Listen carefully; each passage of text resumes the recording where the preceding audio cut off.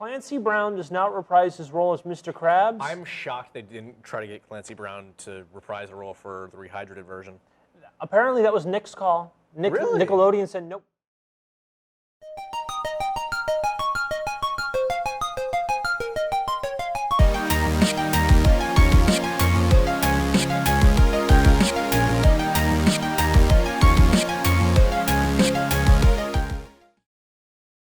All right, so here we go. We are going to go at it with our second review. Surprise! Our second in-depth review. Of course, how could we follow up our review of Resident Evil Village with a game that's near and dear to our hearts? Greatest game of all time. The 2020 game, developed by Purple Lamp Studios and published by THQ Nordic, SpongeBob Battle for Bikini Bottom Rehydrated.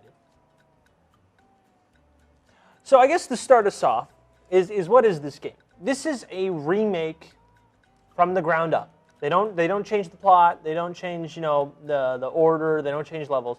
It's just they made the game look pretty. I want to say the 2004 platformer SpongeBob Battle for Bikini Bottom, which received a cult following after the game came out. It sold really well, but it received a cult following in the years afterwards for being an actually decent platformer. A little floaty at times, but it was actually really great. Well, it should be floaty. They're underwater. Good point. But it gained cult appeal, especially when the speedrunning community got its hands on the game. We have an old interview with the world record speedrunner Shift on how this came to be. But with a lot of help and a lot of, I guess, viewing eyes, especially after SpongeBob Battle for Bikini Bottom was at GDQ, I guess it incentivized THQ Nordic to start bringing back SpongeBob games with this remaster. We have both played it, and honestly, do you want to just start like getting out general thoughts of what you thought of the game before we start getting in depth with Yeah, I mean, it's a great game. There's really nothing more you can say. It's like it has for a licensed game for a Nickelodeon cartoon, it's way better than it has any right to be. Yeah, there's no real reason why they went that hard at making a good game back then. Especially since the game before it, which was Revenge of the Flying Dutchman, that game was bad. I don't even think I may have played like 10 minutes of it. Yeah, like way back then when that was out. I'm like, wow, this is not fun. Yeah, but I always have great nostalgia for SpongeBob Battle for Bikini Bottom, and it's one of the earliest gaming memories I have up there with Pokemon. So this is like nostalgia. Yeah. It was one of the first games I owned. Yeah, I mean, I didn't have many games growing up. I had Godzilla Destroy All Monsters Melee, the tie-in game for the first Sam Raimi Spider-Man, and SpongeBob Battle for Bikini Bottom. Tragic, he didn't even have Spider-Man 2. I know, I didn't. Was that even on the GameCube? I don't even remember. It was, I have it. I don't know, I never played it. But yeah, it's very nostalgic for me. I mean, Howard and I had talked at length about Rehydrated, and I just never got around to playing until very recently when I was at a friend's house, and he had it on his PlayStation, and I'm just like, oh, I'll boot it up. Played it for like an hour, and then as soon as I got home, I went ahead and bought it. Platinumed it within, I don't know, definitely a week. Less than a week I platinumed it because I was having so much fun with it. It's because like all these memories coming back, because like I don't think I ever beat it on the GameCube. So I'm like, I feel like I've accomplished something having now beat it completely to 100%. You know, it's same. It's like that type of closure. Because I got close. I looked at my old save file, and I was at 73%. I didn't beat it. I didn't 100% it. So I guess there is that level of closure. I don't think I ever even got to like the final like section of Bikini Bottom. Oh wow! Like, I don't think who was it? It's Robot Patrick is the second boss. Yeah. I don't think I ever got past Robot Patrick.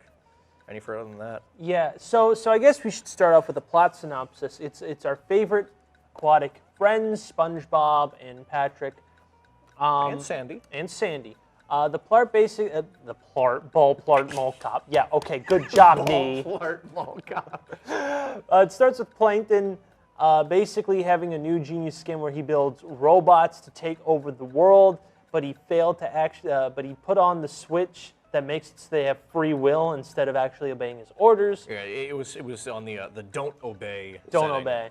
And basically, the robots throw Plankton out of the chum bucket, and they just start producing hordes of robots to take over Bikini Bottom.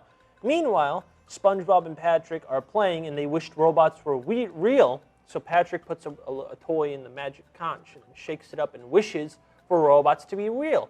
And they wake up to find Bikini Bottom is in mass turmoil because the robots trashed literally everything. And So the game, you start off in SpongeBob's house, you do a nice tutorial. I played it on launch, and the achievement for it was bugged for collecting everything in SpongeBob's house, where if you leave the house, it bugs it, so you can't ever get it again unless you start a new file. So that was fun.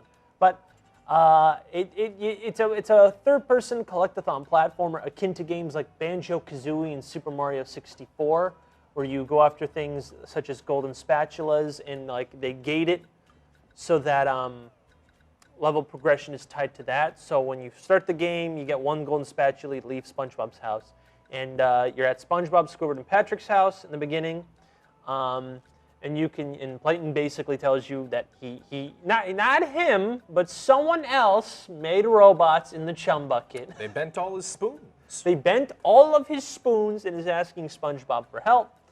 And SpongeBob gets his wish, he gets to play with robots. And the first area you get to go to is Jellyfish Fields, which is what a lot of the demo showed us. And we can then see what Rehydrated really did is it made everything look pretty. It is so gorgeous. It is colorful, it's great, and oh god, the little jellyfish theme song, jellyfish theme song, like the doo doo. That's like so nostalgic as you see everything like pretty. The gameplay is nearly the same, only the controls feel a little tightened up, little tightened up. And you know you get to and basically when you go into a level like Jellyfish Fields, it's a ginormous, sprawling level full of I think about 8 to 10 objectives you could do. I think so. Oh, I think it's 10 for each section. Okay. And along with that, you collect Patrick's socks, and he'll give you some money. You collect shiny things, and Mr. Krabs will give you stuff. And there's lots to do. You know, Jellyfish Fields is like the introductory level. And also in that first section, you also gain access to Downtown and Goo Lagoon. Replaying Downtown, I found out I'm really not the biggest fan of that level. Really? Yeah, I thought it was, I think... I don't know. There was just something about it when I was replaying. I was like, oh, this is. I remember this being a lot cooler when I was a kid. Like this was like a more full city, but it's like a little grid. Yeah, I mean it's probably just because we were so young, much younger playing it. It seemed bigger than it actually was. Yeah, you know, which I guess that is a thing about being an adult playing in a game. Playing a game 15 years later. Yeah. Is the world's more fantastical. Absolutely. You know? So that was like, so was that part of your first hour that you were revisiting? Like how far did you get in that first hour? Did you get? I think I only went through Jellyfish Fields in that first hour. Okay, but like Jellyfish Fields is such a good opening level. It's such a good opening level because like the music is, it's so good. Yeah. Like I constantly get that theme stuck in my head.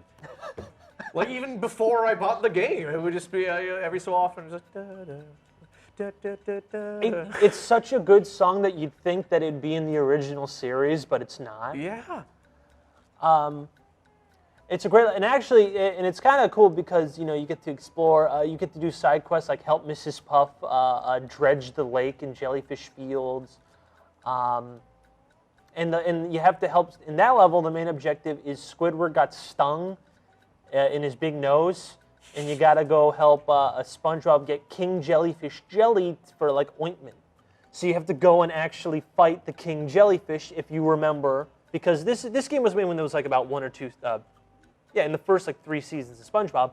So you know King Jellyfish from the episode of Kevin the Sea Cucumber pretending to be the Queen Jellyfish, and then the King Jellyfish comes in. And you actually get to fight him, which is kind of cool. Yeah. It's kind of cute. You interrupt his shower, though. Yeah, you do interrupt his shower, though. Kind of rude, but, you know. Inappropriate, Yeah. some might say, for the rated E10 for everyone game. But you know what? We'll let it slide. We'll let it slide. We ain't judging. We ain't judging. Downtown Bikini Bottom, the main objective is to collect steering wheels because the robots took all the steering wheels off every boat, so no one can drive safely in downtown Bikini Bottom, which is why it's really funny as you go through the level of the town and there's destroyed boats everywhere. Goo Lagoon, Goo Lagoon is probably like the biggest level because I think so. Because like the main objective is the kids inflate. I think the robots put too much helium in the balloons for the kids, so the kids are just flying on balloons. No, the main objective is to there's the robot on the far off island that you He have to, stole all the sunscreen. Yeah. That's right, and Larry wants you to get the sunscreen. I forgot. So you go like and you do Goo Lagoon. You go through Goo Lagoon's caverns where they updated a lot of the graphics, so you can actually see. That area is so cool too. You can just put. visually. Yeah, they replaced it so you can actually see SpongeGar on like cave paintings now. Oh really? I missed that. Yeah, they updated a lot of the textures to be like, you know, some of the classic memes. And then you can actually go to the carnival. That's a great area too. Yeah. Goo Lagoon's so good. Goo Lagoon's like one of my Lagoon's so favorite. good. It's such a good level. I actually really love like the variety in it. And then of course, once you get, I think, what was it, 15 spatulas. Now remember, you can do this in any order. The gates open. You don't have to collect everything in every level. But why wouldn't you? But why wouldn't you? Of course. And then you get the first boss, which is, if you remember the episode where Poseidon challenges SpongeBob in a burger cook-off, it pays homage to that, but instead of doing a burger cook-off, Poseidon is holding a brawl against the ginormous robot Sandy. Which, you know what, I did forget to mention, you can play as 3 characters: SpongeBob, Patrick, and Sandy. Now you mainly play as SpongeBob, and he's very, you know, agile, you know, very, I guess, combat focused because that's the main guy you play as. Patrick has an ability to throw things. That's his main shtick. He throws things. He can stun people. He's like, you know, the heavy hitter. Sandy, they have updated her immensely in this reboot. They did.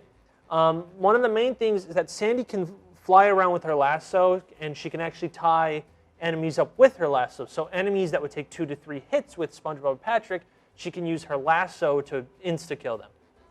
One of the major things they did, along with changing the physics of how her rope works, is they made it so that you can actually rope people midair. That's a new feature they had because they noticed in a lot of Sandy levels, when you would fly, there'd be enemies on the platform, and there's no defense or reaction to if where you land is where a robot is. So you can actually rope them right before you land.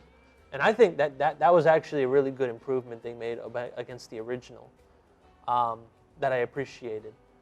I think it made her parts a little too easier, but, you know, maybe the difficulty was the unfairness of the mechanic. Who knows? So there's a robot Sandy, and it's multi-part, and it's a little slow, but it's fun. You only have to do it once. And then once you beat Robot Sandy, you get a whole nother section where you get the Mermalair, which is free if you beat Sandy. You get Rock Bottom, which you gotta, what was the level? It was, you gotta recover all the stolen art from the museum, Rock Bottom. Sand Mountain, which all you have to do is clear the slopes for Squidward because he wants to ski down. And you get a little level with in Sandy's Tree Dome to get rid of all the robots. And like as we're talking about this, it's just more and more like references to the show. And like I loved the Mermalair and Sand Mountain. Those are like my favorite levels as a kid. I think the Mermalair was where I stopped as a kid. Like I got stuck in the Mermalair. Oh, because it's really hard. It is. It can be hard at times. Like especially like the Bubble Bowl puzzle. I'm trying to remember. Or to get the one sock where you have to platform over like the cliff. You know that cliff area after the main hub with the computer? There's like a cliff area, and you start from the bottom, and you take the hallways, and you keep going up and up and up, and then at the top, there's a clam you can pay, and it gives you like a whole platforming area to get to one sock, not a spatula, a sock. That was also pretty hard when I was a kid. I used to be totally afraid of rock bottom. Really? I hated it. I guess I was a scaredy cat, but like the music, which is very good music, and the darkness, I just got freaked out. I got freaked out, especially with the sleepy time robot that makes an alarm. Oh yeah, those, and they're large. They're a little intimidating. Yeah, I was not a fan of that as a kid, like at all. I think for me, it was rock bottom. It's almost a little too big. Like the main area is a little too open. Yeah. Because like you can go through which spatulas you have, and which you don't have, and you can warp to any of them, even if you don't have them. It'll show you where it is, and there'll be a little picture. And one of them it was like the one I didn't get in the level playing through it normally, and it had a picture of like the far off distance, but that's not where the spatula was. It was off to like the side. So I was like, where the heck is this thing? And I had to Google it because the game was not, properly telegraphing where the spatula was.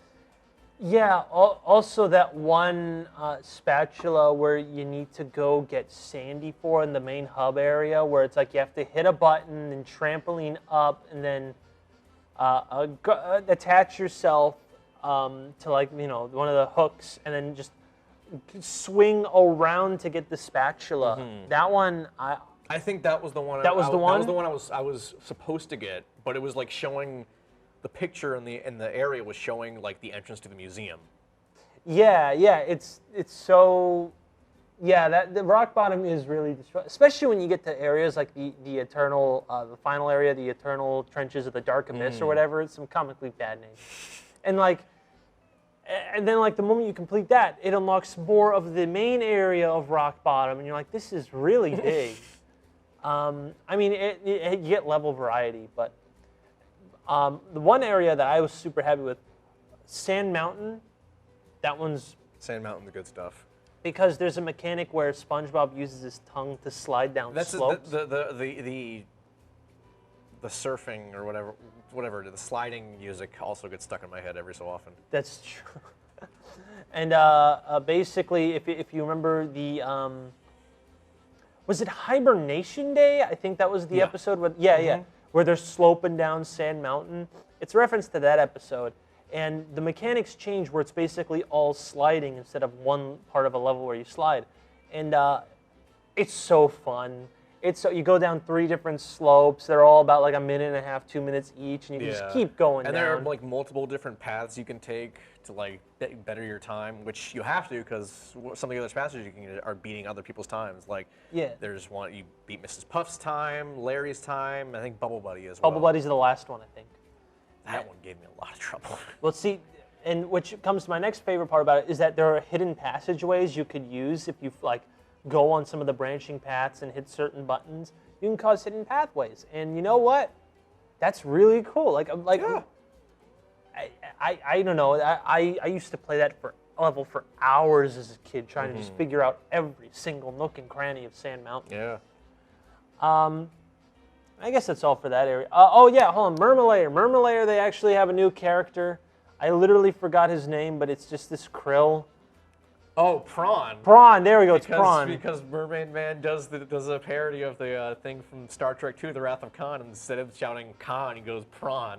Yeah, where it was some prawn, and he has like sound blast powers, and you need to refreeze him because the Mermalayer's power got deactivated from the robots. And he's locked up there because he mixed Mermaid Man's colors and his black and whites in the laundry or something like that. It was something ridiculous. It was like a one-off boss fight. I mean, Prawn's funny, but I don't know why they couldn't use Dirty Bubble or Man Ray, I guess. Because they wouldn't have been able to do a Star Trek reference with that. That's also true. They couldn't do the Star Trek reference. Yeah. Also, what we should note before we go on to the final area is that Clancy Brown does not reprise his role as Mr. Krabs. I'm shocked they didn't try to get Clancy Brown to reprise a role for the Rehydrated version. Apparently that was Nick's call. Really? Nickelodeon said, nope. I guess they want to preserve some original Huh. aspects of it. Interesting. But they didn't. None of the voice lines are redone. It's the same audio, just remixed. And they didn't get whoever the voice actor for Mermaid Man was. Well, he's dead. He's dead, but Ernest Borgnine. but in the original they didn't get him as well. So you're not working with the two. Yeah. Those are the only two I'm aware of that they didn't get the original voice actors in for the game. But everyone else, it's exactly the same. Everyone else is the exact same. And then once you get enough spatulas, you go on to Robo Patrick, who's in the industrial park. Again, a reference to Hibernation Week. Yeah, I love that boss fight too. It's really fun. It's a little. I think that's like the longest boss fight. It is. I think the near the end can be a little annoying because like when he's stunned, it's kind of difficult to actually jump to a box that's Perfectly there. perfectly there, and then you'll run out of time, and then he'll get back up. Yeah. But it's still a fun fight, I think. It's really fun, and he has he shoots toxic sludge, and he can freeze you, and like you get it's multi-phase, just like the Sandy fight. Only this time, instead of getting Patrick with you, you get Sandy. And it's fun, it's cute, and it's a one-off. And then you get the final area, which has SpongeBob's Dream, which we'll get to in a second, Kelp Forest, the Flying Dutchman's Graveyard, a one-off area with the Krusty Krab and the Chum Bucket and the movie theater. SpongeBob's Dream is probably also one of my favorite levels. I have a thing about SpongeBob's Dream. Okay. And this is not the game's fault. It's my PlayStation's fault. I don't know what it is, but for whatever reason, the display area for my games is like too wide. Like it stretches out past the borders of my TV. I have tried so many different times to adjust the display area in the PlayStation settings, and it doesn't do anything. So I knew SpongeBob's Dream was in the game. I couldn't find it. And do you know why I couldn't find it? Because every time I would walk over the little ring of whatever, the little ring of flowers in the middle of the square, because the game display area was too wide, I couldn't see the prompt to enter the area. And I'm like, where is this place? I just couldn't see it because my PlayStation is stupid. I couldn't see the prompt. SpongeBob's Dream is fine though. It's a cool area. Yeah, that one's the main objective. Is if you remember the episode where SpongeBob kept going into people's dreams to the point where he ended up in Gary's a philosopher. It's the same premise. It's not the same thing. Like you're in a hub area and you enter people's dreams. Sandy's is another huge slide level. I really like Squidward's Dream the best. Yeah, Squidward was a platformer of like musical notes of Very him playing cool. clarinet, which also they updated the pictures in the backgrounds to be more memes. Oh, really? Mm-hmm. That's another area where they did that. And the spatula's on his big old nose. Big old nose. There is Mr. Krabs area, which is a boss rush area, where they actually fixed an exploit you can do. Really? Where in the original, all you need to do is just kill enough robots to get on one Krabby Patty, go on the Krabby Patty, hit the Duplicator-tron, jump down, then jump back up, and then shoot a cruise bubble. Oh, wow. At the other three. They fixed it so that you can't do that now. Sad. Patrick's Dream is just, he gives you a spatula. Yeah, it's play hide and seek with the spatula, but the joke is it's in his hands. Yeah. And that level's fun. You got Kelp Forest, which Mrs. Puff had a field trip to Kelp Forest and lost. I do not like Kelp Forest. Thank you. I did not like Kelp Forest. I always hated Kelp Forest. It's really, I know they tried to make it better, but it is stupid how much backtracking to one area and how unfun it is. Like the section where you have to find all the stone tikis and bring them over to the central area. Oh, is that to get up to the bridge for Mr. Krabs? Yeah. Yeah, that one. Oh God, it was just so confusing as to what you were supposed to do. I do like the slide with Mermaid Man. That's a cool thing because I like that you're sliding just on this huge kelp vine. Yeah. But yeah, I do not like Kelp Forest. That's the one area of the game I legitimately do not like. Yeah, and the three, they introduced a 3 tubby enemy that are like 3 robots that are in Yeah. floaties. That enemy sucks. I don't think I ever like figured out the proper way to dispose of them. I'll tell you right now. As the little guy's spinning, you have to wait for him to face away from you, and then you hit him, and then you go underneath the 3, and then use the Viking helmet to go up. But you have to do it in such a fast amount of time, otherwise they'll respawn. See, I would just jump and mash the attack button. That's how I did it. Sometimes do a bubble bowl to take out the guy in the bottom first. Yeah. Well.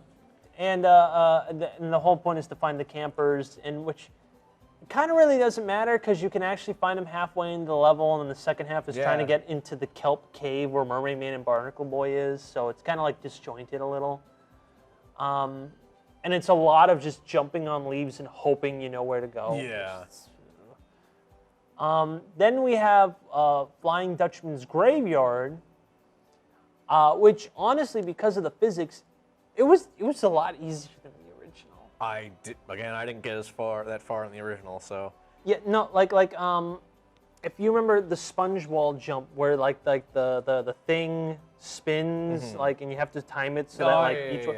Yeah, because the controls were really floaty in the Dutchman, like in the original, it actually was way harder to do that part. Really? Yeah. Interesting. But that one level's fun. It's basically helping the Flying Dutchman regain control of the graveyard from the robots. I wasn't too fond of the Flying Dutchman boss battle. You know what? Yeah, it's not that great. Yeah. But at the end, you do get, he betrays you and he takes his ship back and fights you. And it is a cool idea, fighting the Dutchman. It's just, it's okay. The area is visually very cool. I like the area. Yeah. As like in the more you progress, the more you get in the air with broken like ships, like a ship graveyard. I had a annoying time trying to get a sock in that last area though, because like I had to teleport and then because the robots keep respawning after you die, I would get up there, fall down, die, have to go all the way back again and again and again. I'm like, this is awful. I'm sure, again, that's just me being bad at video games, but still it was annoying. And of course, we have to address the controversy of what it was originally the movie theater.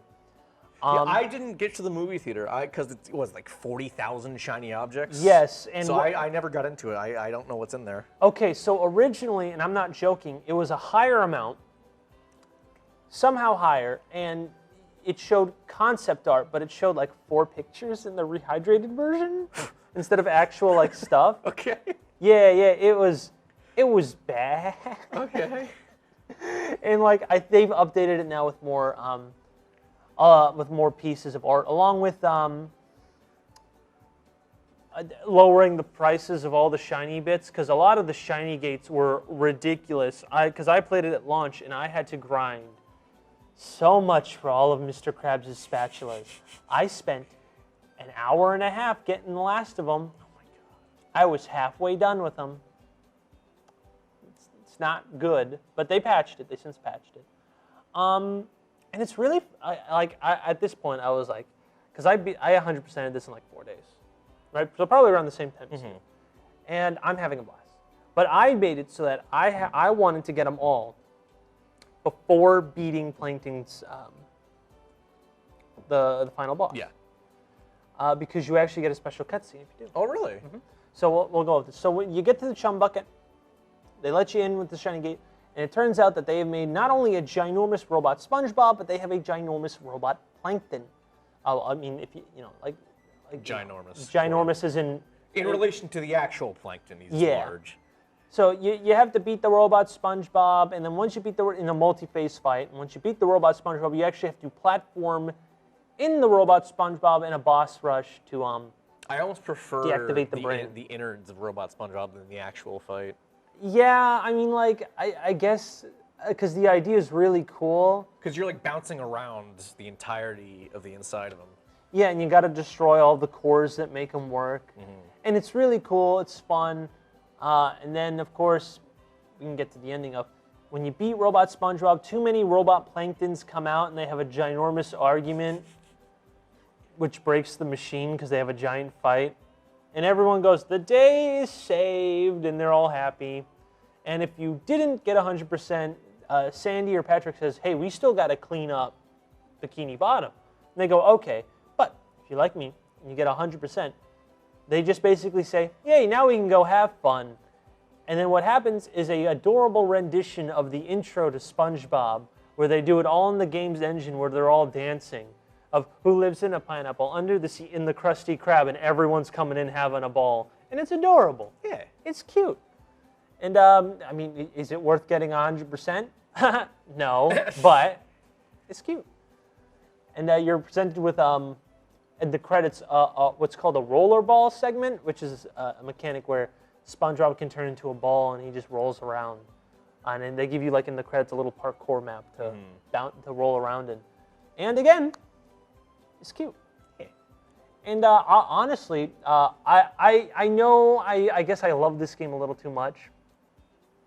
Because when this Rehydrated game came out, it got a lot of mixed reviews. Really? Well, yeah, because as you can know from, I'm going to throw out on a limb saying they don't get it, considering one of the bad reviews are from IGN and they could not figure out how the Bubble Bowl worked. God, that was infuriating to watch. I understand that the game is an old game, but I think like half of it's due to the fact that they don't get why people like it, and half of it was because it still kept a lot of the game's jankiness.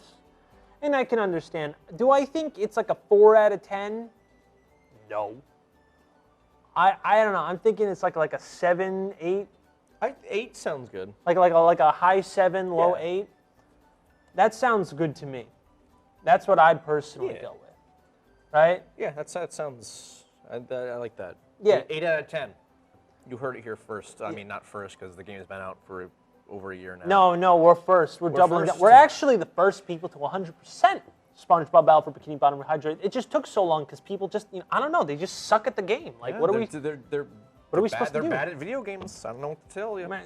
Unlike us, gamer gods. Yeah. So, I don't know, do you have any closing thoughts on this? It's just a good game. Go play it. It's a good game. That's my closing thoughts.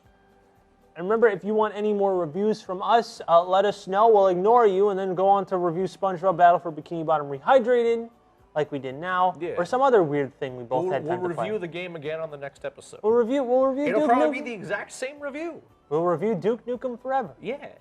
And Aliens Colonial Marines. Of course. Why wouldn't we?